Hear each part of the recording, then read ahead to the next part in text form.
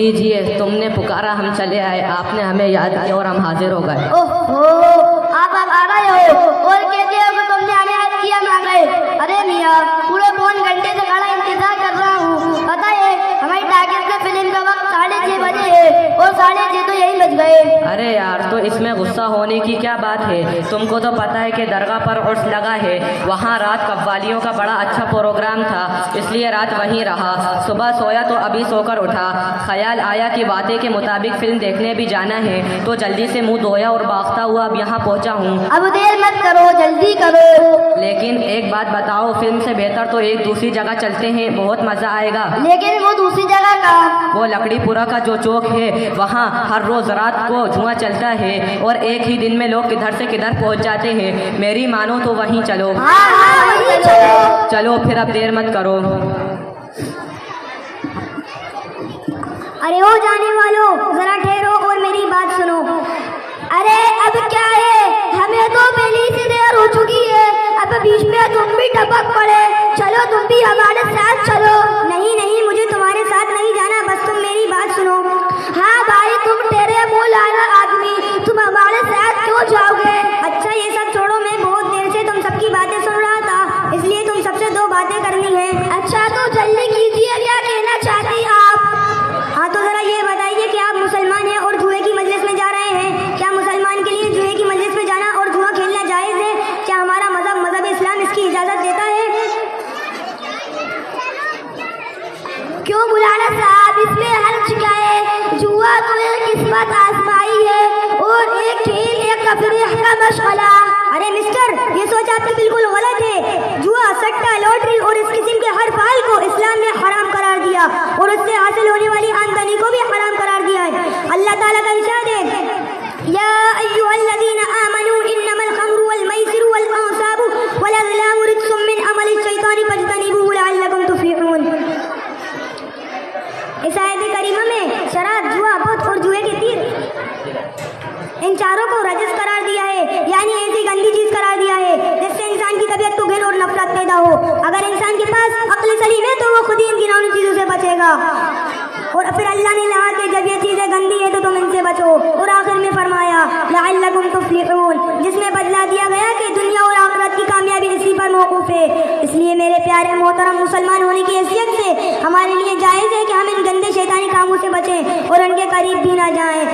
आइए आप लोगों की अकल या और कुछ समझाओ। जी हाँ।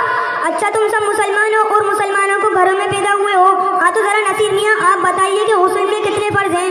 अरे मौलाना, सीधी सीधी बात है, हुस्न में 4 फर्ज है। नंबर 1 तौलिया का होना, नंबर 2 साबुन और साबुनदानी का होना, नंबर 3 गुस्लखाने में बाल्टी का होना, नंबर 4 और नहाने के बाद सर में तेल लगाना।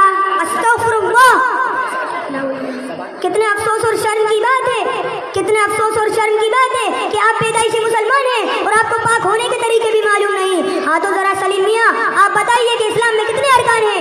इस्लाम में 5 अरकान हैं। नंबर 1 गोश्त खाना, नंबर 2 उर्स मनाना, नंबर 3 सुबह को अपने अपने घरों में कव्वालियाँ बजाना, नंबर 4 रमजान की ईद पर नए नए कपड़े पहनना, नंबर 5 और नए कपड़े पहनकर ईदगाह जाना। ला हौला वला कुव्वता इल्ला बिल्लाह। वाह वाह सलीम मियाँ, इतनी सी मुसलमानी और इसमें भी आना कानी। अरे जनाब, जरा इस दिन की तसव्वुर कीजिए जब क़यामत का दिन होगा, जमीन तांबे की और सूरज सवाने से पर आ जाएगा। इस वक्त आलम क्या होगा? ऐसे घुटन वक्त में फिल्म, जुआ, सट्टा काम में आएगा? क्या ये चीजें अल्लाह के अज़ाब से निजात दिलाएंगी? नहीं हरगिज़ नहीं। मेरे प्यारे भाइयों, ऐसे घुटन वक्त में नमाज काम में आएगी, रोजा काम में आएगा, कुरान पाक की तिलावत काम में आएगी। अगर इंसान इस दुनिया से ऐसे ही चला गया तो अल्लाह ताला की अदालत में क्या जवाब देगा? अरे जनाब, अल्लाह ताला तो सबसे पहले यही सवाल करेंगे कि तुमने नमाज कितनी पढ़ी। हमने तो तुम पर 5 नमाजें फर्ज की थी, वो अदा की या नहीं? ये कितनी गलत बात है कि आँख अल्लाह ने दी, जबान अल्लाह ने दी, हाथ पैर सब कुछ अल्लाह ने दिया, खाने पीने को वो देता है और फिर भी हम इसकी नाफरमानी करते हैं, इसके हुक्म की खिलाफ वर्जी करते हैं। ये कहाँ का इंसाफ है? क्या यही इंसाफ है कि सब कुछ वो दे और हुक्म दूसरों का माने?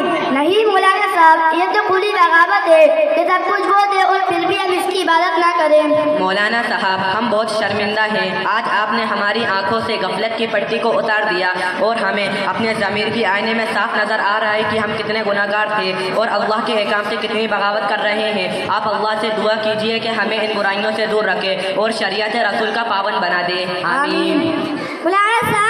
आपसे वादा करता हूँ आज के बाद से गंदी और शैतानी कामों में नहीं जाऊंगा।